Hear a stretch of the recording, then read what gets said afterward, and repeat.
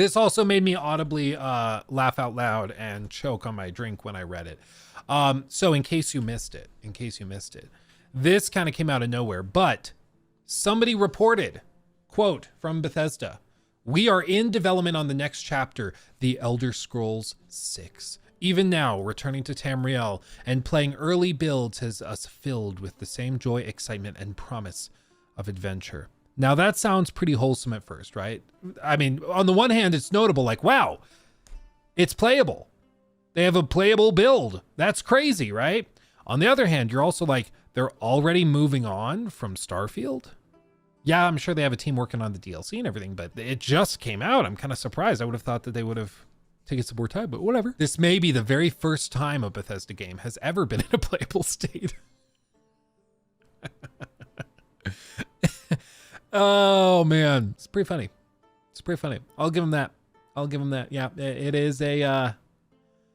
is probably the first time. Yeah, I hope it's awesome, but I mean, you can see in the comment section, who are they kidding? Won't even be in a playable state when it releases. Man, I just hope Starfield isn't an indication of where Bethesda is taking the Elder Scrolls. They severely need new writers and the ability to focus on quality over quantity. Wait, really? Damn, even Starfield isn't that far in development. Okay, yeah, they need to engine. Overall, like, the problem for them is that it's going to be mighty hard to shake these negative perceptions. Because you guys remember I did the survey of the game, or of players, like, I wonder if I can pull up those. So I asked the community 3 months ago.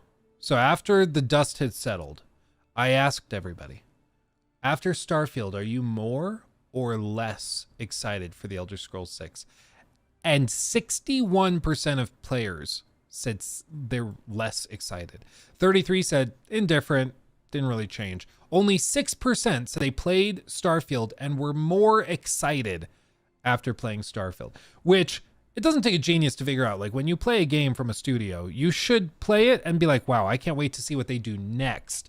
And that's where most people are with, like, you play Red Dead 2 and you're like, oh my God, can you imagine what GTA 6 is going to be like? Or you go and play, like, I don't know, Cyberpunk 2077 2.0, like with Phantom Liberty and everything. And you're like, okay, it started rough, but with what this is now, I can only imagine what The Witcher 4 is going to be like. You know, you get really, really excited after you play the thing and you know the next thing's going to be better. With this, it's like, this is the opposite of what you want.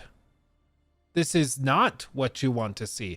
Players that play Starfield, or at least have been exposed to Starfield, because we can't verify every one of the 72,000 have played it, but players exposed to it, at the very least, only 6% are more excited. And somebody asked, didn't you do this poll already? I did, because I wanted to test to see if it changed. So the original poll, where's the survey portion? There's a poll there, and then when I go to this one now, it's also not giving me the poll, which is the one we were just looking at. Did YouTube just like glitch out on me? This is weird. On the original poll that said they were more excited. And as time went by, after months and months of exposure to it, playing more of the game, they grew less excited the more they played Starfield and the longer it sat with them. And it was also around 70,000 votes.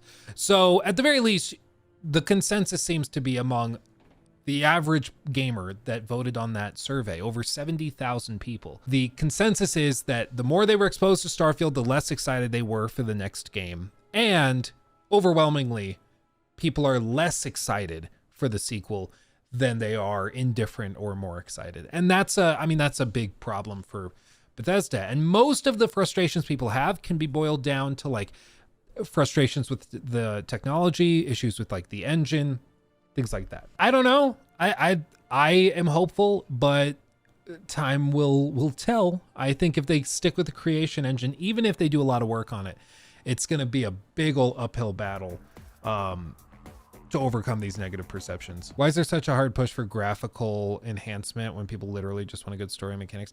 I mean, I think most of it is just that right now people feel very underwhelmed with the current performance and graphical fidelity levels of most major releases. And so people are like, we want better. We're paying $500 for a new console. And it feels like we're still playing PS4 and PS3 games like we saw with Rise of the Ronin. So it's like, can we crank the knobs a little bit? Can we make things that really look next generation and feel and play next generation? And so it's all a balancing act. I mean, some studios are leaning heavily into that fidelity. Others are trying to lean more into core mechanics. Some are not achieving high fidelity or solid performance and mechanics. And in that case, you're like, how did this even happen? So there's always going to be a push for higher fidelity stuff also, because it makes the game easier to sell when you have high fidelity footage that you can showcase to people. And they're like, oh my God, it looks so good. It looks really good. You know, that goes a long way.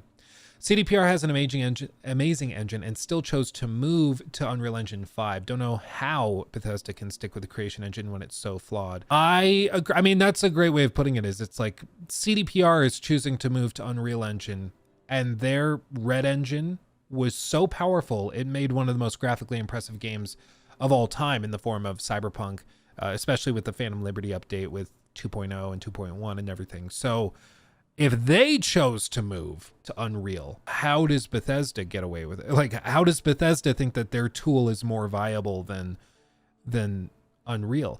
And really, as far as I can tell, in every interview I've ever seen of Todd Howard, it comes back to they know the tool, the modding community knows the tool, the Creation Engine is what I'm meaning. And beyond that, they're able to work very quickly with the Creation Engine. But I think as we've seen, speed doesn't mean anything if the quality drops significantly and is way below the competition. And this is the thing, like, you've seen those showcases and tech demos of the Unreal Engine 5.4 and everything. You've seen the clips of that new Captain America game. Like, that's the level of fidelity that the Unreal Engine is going to start really pushing. And if Bethesda is still running the Creation Engine and like the Elder Scrolls 6 is an incremental upgrade over Starfield, I just think it's going to get crucified. Like, it's not even going to be slightly competitive. Because bear in mind, we also have not seen a lot of big open world adventure games on the AAA scale this generation that have been built exclusively for modern hardware. Even some of the biggest games that have released so far on the PS5 and Xbox have been like cross-compatible, backwards compatible. Like even God of War Ragnarok was also playable on the PS4, was it not? So like, I think once we start seeing those games in the coming years, it's going to blow your mind. Like, I think it's going to blow your mind. Yeah, just imagine once GTA 6 comes out, all anybody's going to be talking about is like, this game doesn't look as good as that game. Like even after Red Dead 2 came out, everybody was like, it's not as good. It's not as good as that. So game sucks. He took my thing.